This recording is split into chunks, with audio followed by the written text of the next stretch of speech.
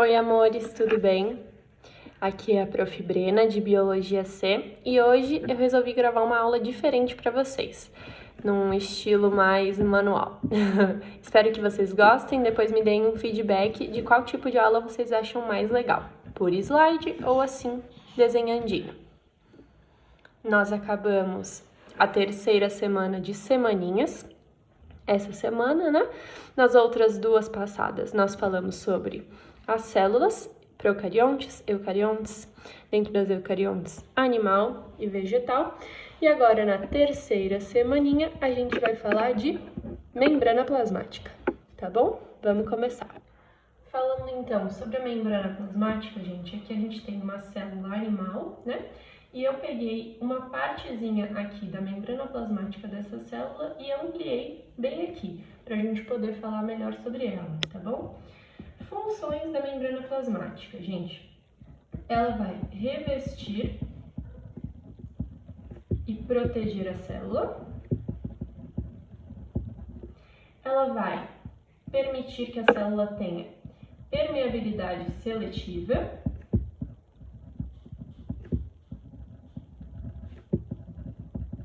O que seria isso, a permeabilidade seletiva?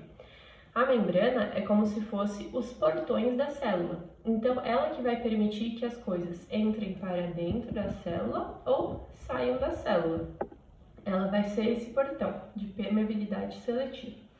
E por último, a membrana também vai permitir o reconhecimento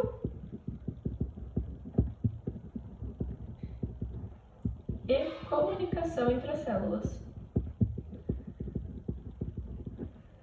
A gente vai falar melhor sobre isso depois, mas na membrana é que vai ter a identidade da célula. E assim, uma pode identificar a outra e saber qual a função dela, de que tipo de célula ela se trata, tá bom? Agora, falando aqui dessa ampliação. A membrana plasmática, ela é formada por uma dupla camada de fosfolipídios, tá? Isso aqui são fosfolipídios. Lipídios, não coube aqui. Mas fosfolipídios são um tipo de lipídios, um tipo de gordura, que vocês vão ver melhor com a Prof. Luana em Biologia B, tá bom? Esses fosfolipídios, eles são formados aqui por uma cabecinha e uma cauda. Vocês podem ver aqui a dupla camada, a cabeça e a cauda. Esse aqui, gente, é o meio extracelular, fora da célula. E esse aqui é o meio intracelular, dentro da célula, entendeu? Então, uma parte das cabecinhas fica para o meio extracelular e aqui para o meio intracelular, tá bom? Sobre esses fosfolipídios. A cabeça dos fosfolipídios, ela vai ser polar, tá? E a cauda deles vai ser apolar. O que isso quer dizer? Vocês vão aprender mais sobre polaridade em química, mas polar, ele vai se dar bem com substâncias polares, e o apolar com substâncias apolares. A água, por exemplo, ela é polar, tá bom? Então quer dizer que a cabeça aqui dos fosfolipídios vai ser hidrofílica. Uma substância hidrofílica, uma coisa hidrofílica, quer dizer que é amigo da água. Então, a cabeça polar dos fosfolipídios vai ser hidrofílica, amiga da água. Já a cauda do fosfolipídio, que é apolar, quer dizer que ela é hidrofóbica. Então, ela tem fobia da água, tem medo da água, vamos dizer assim. Então, ela não é amiga da água, tá? Ela vai ser amiga de substâncias lipossolúveis. Isso quer dizer que são solúveis em gorduras, porque gorduras são apolares, tá bom? Vamos seguir então. Gente, esse modelo aqui que a gente está vendo é o modelo do mosaico fluido. Ele foi proposto por Singer e Nicholson. São dois cientistas, tá? Que propuseram esse modelo, que é o modelo que atualmente a gente usa. Por que ele é chamado de mosaico fluido? Vamos pensar comigo, tá? Uma membrana é composta, como vocês podem ver, de várias coisas, ó. Depois a gente vai aprender o nome de cada uma delas. Mas não é como se fosse um mosaico. Um mosaico não é um monte de pecinhas juntas que formam uma estrutura? Então, isso aqui também é um mosaico. E ele é fluido, ele não é rígido, ou seja, essa membrana é maleável, ela vai se movimentar. Então, é um mosaico fluido, beleza? Agora vamos aprender um pouquinho mais sobre cada uma das partes desse mosaico fluido. Gente, colesterol. Colesterol é uma das partes dessa membrana plasmática, tá bom? A gente encontra ele aqui, ó, no meu desenho. Colesterol. Qual vai ser a função dele, tá, gente? Ele vai conseguir aumentar a quantidade de tempo que a membrana tem uma fluidez saudável, tá bom? Então, quando aumentar a temperatura, ele vai diminuir a mobilidade da membrana. E quando diminuir a temperatura, ele vai aumentar a mobilidade, tá? Então, isso aumenta aí o tempo em que a membrana consegue ter uma fluidez saudável. Então, basicamente, ele vai mexer na fluidez, na maleabilidade da membrana, deixando ela mais saudável, tá bom? Agora, gente, sobre as proteínas. As proteínas são os azuizinhos que eu coloquei aqui para vocês. A gente vai ter dois tipos de proteínas na membrana.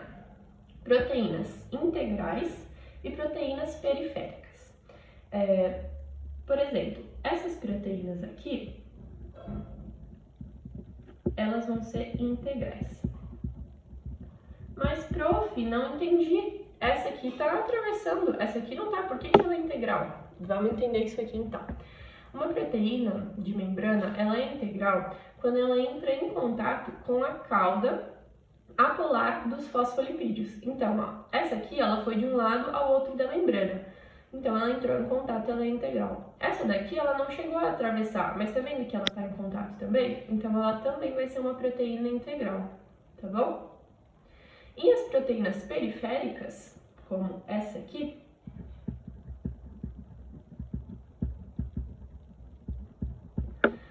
ela não vai entrar em contato com a cauda polar. Ela vai ficar só aqui num cantinho. Então, ela vai poder estar só aqui na parte de fora, sem estar conectada com um lado específico, ou ela poderia estar aqui assim, por exemplo, ó, conectada com uma proteína integral. Também é um outro modo dela se organizar aqui na membrana, tá bom? E, gente, outra parte importante dessa membrana é o glicocálice. Lembra que a gente falou disso aqui, de reconhecimento e comunicação? Que eu falei para vocês que é na membrana que tem a digital da célula. A gente não tem a nossa digital no nosso dedão? Ela não é única? A minha digital diz que eu sou eu, né? Então, a digital da célula, ela vai estar na membrana plasmática. E ela fica no glicocálice. Vocês estão vendo essas bolinhas aqui que eu fiz? Essas bolinhas são o glicocálice. Tá bom? O que o glicocálice é? É um conjunto de carboidratos, lipídios e proteínas, tá? Eles vão se juntar aqui e se prender na membrana plasmática e eles vão formar a identidade da célula, a digital da célula. Ele vai servir, por exemplo, para determinar os grupos sanguíneos. Gente, tipos sanguíneos. Não tem A, B, AB e O, por exemplo. Esses tipos sanguíneos vai ter células sanguíneas no nosso corpo, né? Então, essas células vão ter que carregar essa informação na membrana plasmática delas. E quem carrega essa informação é justamente o glicocálice, tá? Também vai determinar esse glicocálice se uma célula é, por exemplo, invasora, tá? Então, vão ter células especializadas no nosso corpo para defesa, certo? Se uma célula invasora entra no nosso corpo, as células de defesa vão conseguir perceber que ela é invasora justamente porque vai ter ali no glicocálice dela essa informação. Então, essa célula de defesa ela vai saber se precisa destruir essa célula ou não, tá bom? Gente, vamos falar um pouco agora de especializações da membrana plasmática, tá?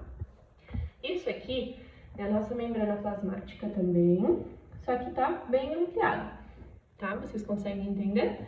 Aqui é o meio intracelular e aqui vai ser o meio extracelular, tá bom? Gente, primeira especialização da membrana, microvilosidades, são esses daqui.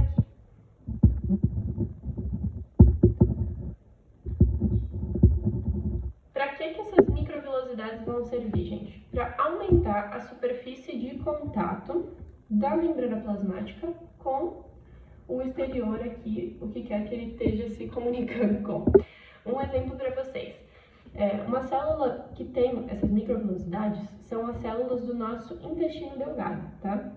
O intestino delgado, ele é um órgão que faz parte do nosso sistema de digestão, então ele vai ser o órgão responsável por captar os nutrientes, as vitaminas e os minerais que o nosso corpo precisa para sobreviver. Então, isso é uma função extremamente importante, né, gente? Então, pensa assim, se a parede do nosso intestino delgado fosse reta. Vocês conseguem ver que ela vai ter só essa área aqui para entrar em contato com o alimento, né? Agora, quando a parede ela é curvadinha, vocês entendem que cabe muito mais parede num menor espaço? Então, olha só, quanto mais de contato que essas substâncias vão ter com a parede do intestino delgado quando ele possui essas ondulações. Então, é para isso que servem as microvilosidades, justamente para aumentar a superfície de contato, tá bom? Gente, outro tipo aí de especialização, os desmossomos, são esses daqui. Isso aqui é uma célula, membrana plasmática, outra célula, tá bom? Então, os desmossomos, eles estão aqui no meio de uma célula e outra, conseguem perceber?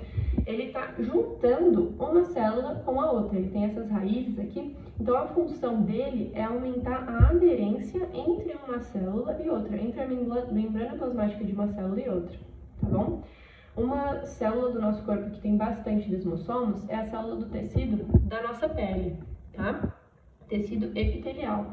Porque, gente, pensa se as células do nosso tecido epitelial fossem bem afastadas.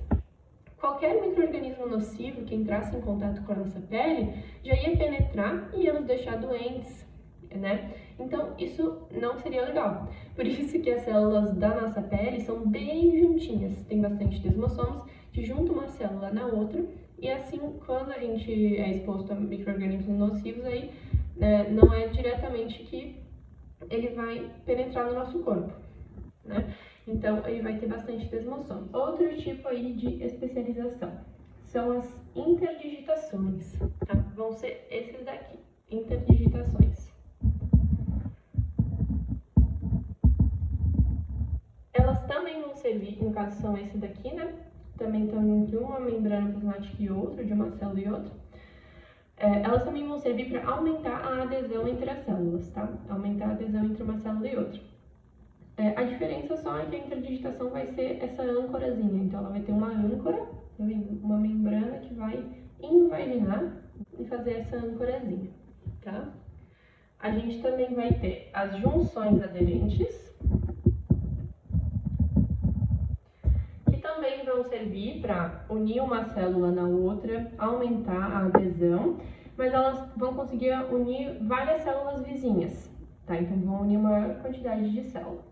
E ela não vai permitir que líquidos passem aqui entre uma membrana e outra, tá? E a gente também vai ter as junções gap,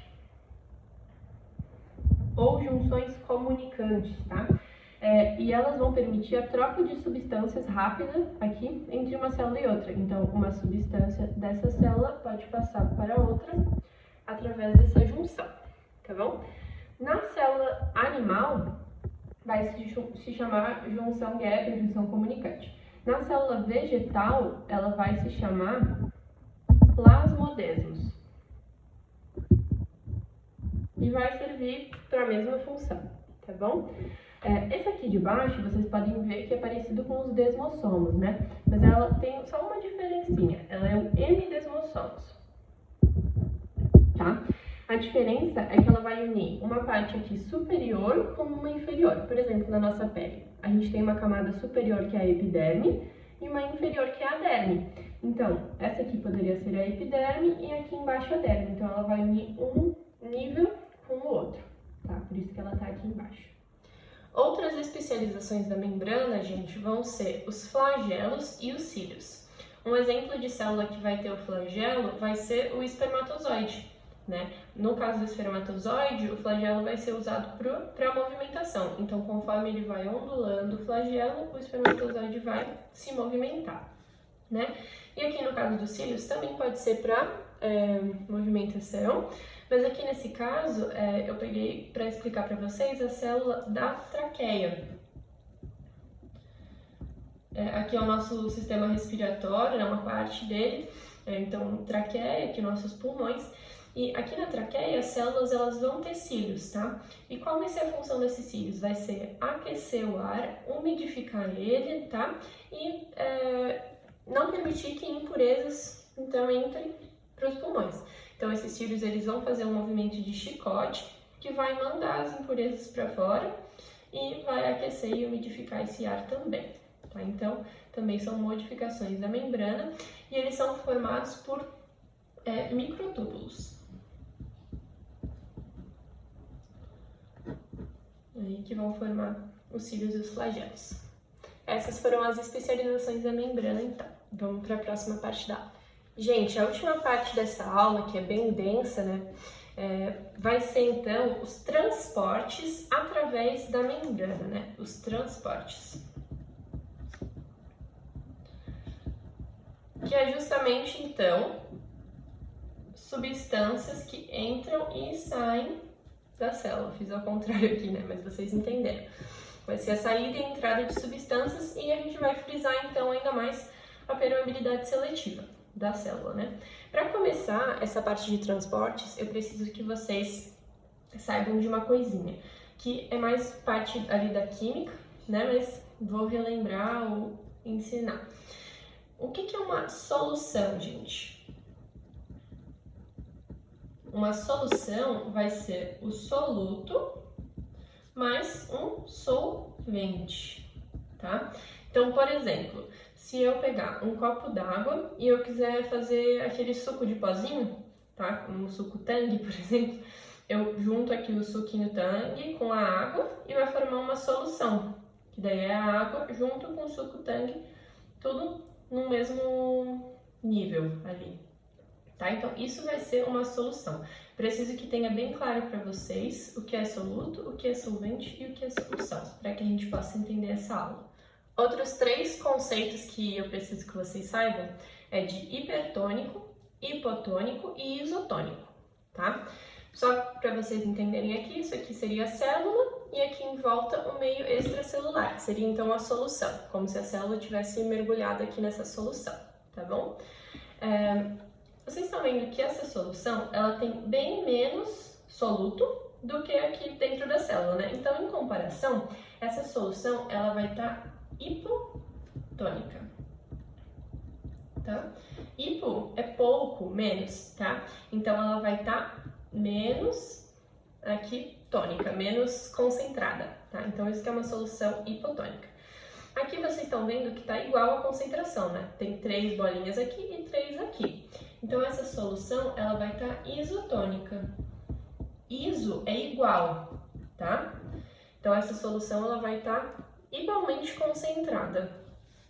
E aqui, vocês estão vendo que tem muito mais bolinhas fora do que dentro. Então, essa solução, ela está hipertônica.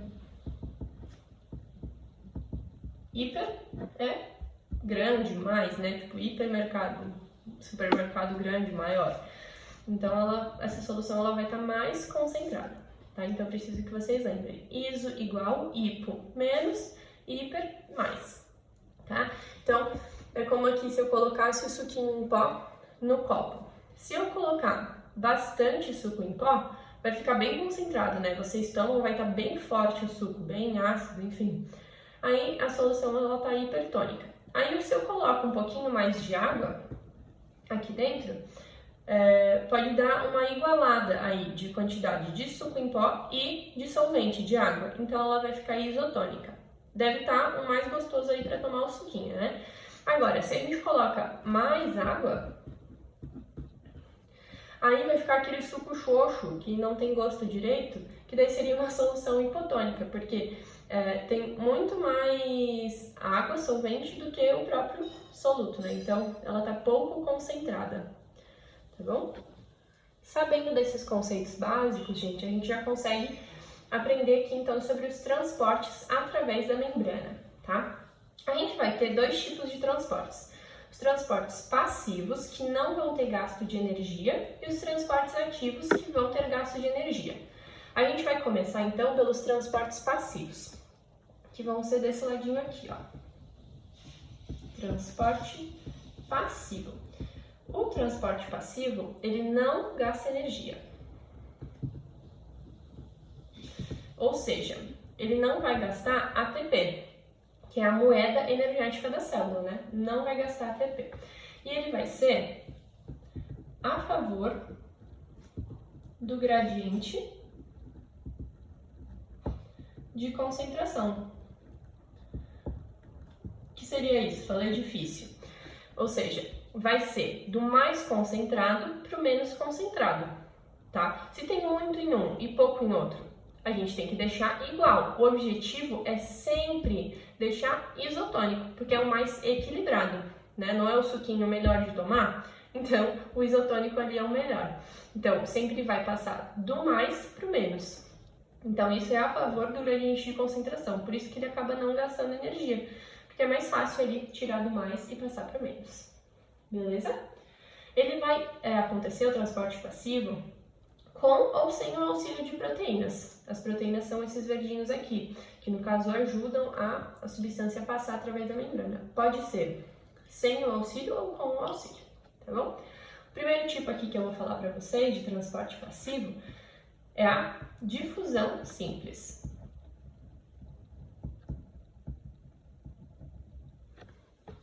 Tá, gente? Na difusão simples, a substância ela vai simplesmente passar pela membrana. Aqui a gente tem a bicamada de fosfolipídio, né? Só para vocês entenderem. Então, aqui tem as duas camadas de fosfolipídios, aqui é o meio extracelular, aqui é o meio intracelular, tá? Então, aqui a gente tem as proteínas. Então, a difusão simples, a substância simplesmente vai atravessar a membrana. Não vai precisar da ajuda de proteínas. Isso vão ser pequenas moléculas apolares, tá? E gases, que vão conseguir passar. Pequenas moléculas aí vão driblar os fosfolipídios, vão conseguir passar, e os gases também. Um exemplo de difusão simples que vai acontecer no nosso corpo vai ser quando o oxigênio que a gente respira, que chega ali nos alvéolos pulmonares dos nossos pulmões, ele vai passar para o nosso sangue poder levar oxigênio O2 para todo o nosso corpo. Então, ali o processo que vai acontecer, a passagem do oxigênio do alvéolo pulmonar para o capilar sanguíneo, vai ser a difusão simples, tá? Porque ele consegue passar gases. Legal aí para a gente lembrar. Dentro do transporte passivo, a gente também vai ter a difusão facilitada.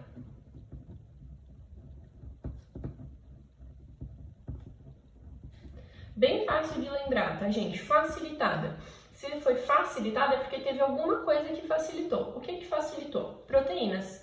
Então, na simples, não vai precisar de proteínas. Na facilitada, vai ter o uso de proteínas aí. Proteínas de canal ou proteínas permeases, que aqui eu coloquei um exemplinho, que as permeases, basicamente, elas precisam que uma substância ela se conecte ali com elas para elas poderem abrir e a substância passar. Então, elas vão ter ali uma capacidade máxima. Então, essa é a difusão facilitada.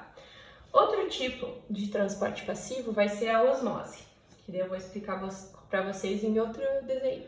Na osmose, gente, vai acontecer a passagem de solvente, a passagem de água, tá bom?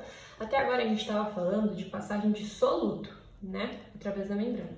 Agora a osmose vai ser a passagem de água, tá bom? A osmose, ela vai acontecer também a favor do gradiente de concentração, porque também é um transporte passivo, sem gasto de energia. Só que vai mudar uma coisinha, tá? A osmose, ela também vai passar do lugar onde tem mais água para o lugar onde vai ter menos água, Mas lembrem aqui da história do suquinho em pó.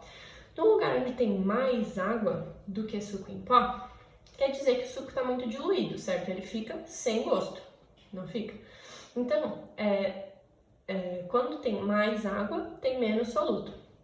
E quando tem menos água e mais soluto, fica muito forte o suco, muito concentrado, certo?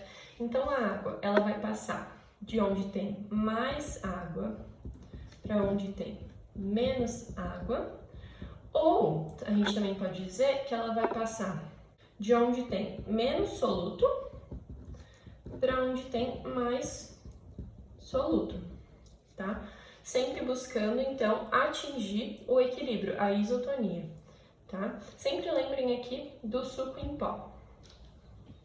Entendendo isso, gente, que a água ela vai passar de onde tem mais água para onde tem menos água, ou seja, de onde tem menos soluto para onde tem mais soluto, e isso é a favor do gradiente de concentração, a gente pode dar alguns exemplos, tá? Aqui, gente, essa flechinha, ela vai estar mostrando o aumento da concentração de íons no espaço extracelular. Então, aqui a gente vai ter uma solução hipertônica, né? Aqui a gente vai ter uma solução isotônica e aqui uma hipotônica. Essa aqui é uma célula animal e essa aqui é uma célula vegetal. Essa aqui é uma célula do sangue, uma hemácia, e aqui é uma célula vegetal comum, tá? Aqui, na hipotônica, gente, quer dizer que vai ter poucos íons aqui fora, né? Então, vai estar muito mais concentrado aqui dentro da célula. O que vai fazer que passe água aqui para dentro, tá? Então, a célula vai ficar inchada, ela vai ficar cheia de água e a gente chama isso de túrgida. A célula, ela tá túrgida e as provas cobram, tá, gente? Vão cobrar essas nomenclaturas. Se a célula tá túrgida, quer dizer que o meio ele estava hipotônico e por isso que entrou muita água dentro da célula para conseguir equilibrar. Se tá isotônico, tá normal, então a célula ela fica normalzinha, porque a hemácia ela é assim achatadinha normalmente, tá? Então, a mesma quantidade de água que entrar vai sair e vai ficar tranquilo. Agora, quando tá a solução hipertônica, vai sair muita água da célula, tá? Para poder equilibrar. E acontece então que a célula ela fica murcha, encolhida, né? E daí a gente chama isso de plasmólise, tá? A célula ela tá em plasmólise. E os vestibulares também podem cobrar essa palavrinha aqui. Na célula vegetal, a mesma coisa, tá? Aqui também tá hipertônico. Então, vocês estão vendo que o vacúolo, que ele vai armazenar água, né, gente, para fazer justamente essa osmose. Ele vai ou inchar, enchendo de água, ou esvaziar de água. Então, aqui ele tá esvaziado de água, justamente porque a água saiu bastante para poder equilibrar. Aqui tá isotônico, então o vacúolo tá do tamanho normal, tá? E aqui, como o meio tá hipotônico, entrou muita água no vacúolo para poder equilibrar. Então, esse vacúolo ficou bem cheio, olha só, tá ocupando quase todo o tamanho da célula. Tá bom, gente? Qualquer dúvida, só me mandar lá no Educo. E vamos continuar então com os outros tipos de transporte. Já tá quase acabando. Último tipo de transporte aqui, gente, se você chegou até agora na aula, parabéns, você é um guerreiro. Essa aula é bem densa, tá? Continue firme e forte. Aí, força. Vamos continuar. A gente já falou então dos transportes passivos, a gente falou de difusão facilitada, difusão simples e osmose. E agora a gente também tem o transporte ativo. Se o passivo não gastava energia, o ativo então vai gastar energia, né, gente? É o contrário. Ele vai gastar ATP, que é a moeda energética da célula, beleza? E se esse aqui é a favor, esse aqui vai ser contra o gradiente de concentração. Beleza, galera? Um tipo aí de transporte ativo vão ser as bombas. E aqui eu vou falar melhor da bomba de sódio e potássio, tá? Aqui, gente, na bomba de sódio e potássio, a proteína vai ser como ela tivesse portinhas, tá? E daí, com a energia do ATP, essas portinhas elas vão se abrir para poder passar o sódio e o potássio, tá? Um exemplo de onde essa bomba vai funcionar é para que a gente possa ter a transmissão de informação pelos nossos nervos, tá? No nosso sistema nervoso. Basicamente, de um neurônio para o outro, quando são passadas informações, elas são passadas por eletricidade mesmo, tá? São estímulos nervosos que vão transmitir essa informação. Então, vai ter um pico aí de energia, justamente com a entrada e a saída aí de sódio e de potássio. Depois, essas quantidades elas precisam voltar ao normal, ao repouso. E é nessa hora aí do repouso, a bomba ela é bem importante para reestabelecer as quantidades normais. Quais são essas quantidades normais, gente? É legal a gente lembrar, tá? A gente vai ver isso mais aprofundado em sistema nervoso, com o professor de biologia, o Rafa, e também comigo em tecido nervoso, tá? Mas aqui, gente, ó, pensa aqui que tem uma célulazinha. Dentro da célula é mais normal que tenha mais concentração de potássio, tá? E fora da célula é mais normal que tenha mais concentração de sódio, tá bom? Como que eu gravo isso, gente? Eu fiz um macetinho assim. O K, que é o símbolo do potássio, ele tá em casa, tá? Ou seja, tá dentro da célula.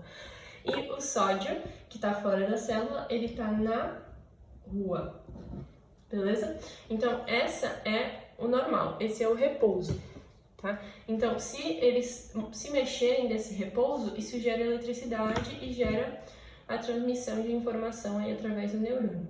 E depois, para restabelecer o repouso, essas bombas são ativadas e então consegue entrar e sair o sódio e o potássio aí para restabelecer esse normal, tá bom? Esse então é um exemplo de transporte ativo. Gente, a ultimíssima coisa de transportes, então a gente vai falar de exocitose e endocitose, rapidamente aí, tá? Exocitose, exo, fora. Então, a célula, ela vai estar mandando alguma coisa para fora dela. Por exemplo, ela digeriu um negócio aqui. Ela precisa mandar as excretas para fora da célula. Então, essa vesícula aqui, ela vai se fundir com a membrana e elas vão sair para fora. Isso aqui, esqueçam, tá? Eu errei. Então, isso é a exocitose, mandar para fora algo da célula. E a endocitose, então, vai ser englobar alguma coisa para dentro da célula, né? A pinocitose vai ser com partículas em solução, ou seja, em forma líquida ali, né? Então, a pinocitose vai ser englobar coisas em forma líquida. E a fagocitose vai ser englobar partículas aí sólidas e com emissão de pseudópodes, tá? Então, a célula estava aqui de boas, tinha uma partícula que ela queria englobar. Ela emitiu pseudópodes, que são falsos pés, tá? Vocês estão vendo como ela projetou aqui os pezinhos? Então, ela englobou essas partículas com os pseudópodes e daí essas partículas sólidas entraram aí para dentro dela, tá? Gente, essa foi a aulinha então.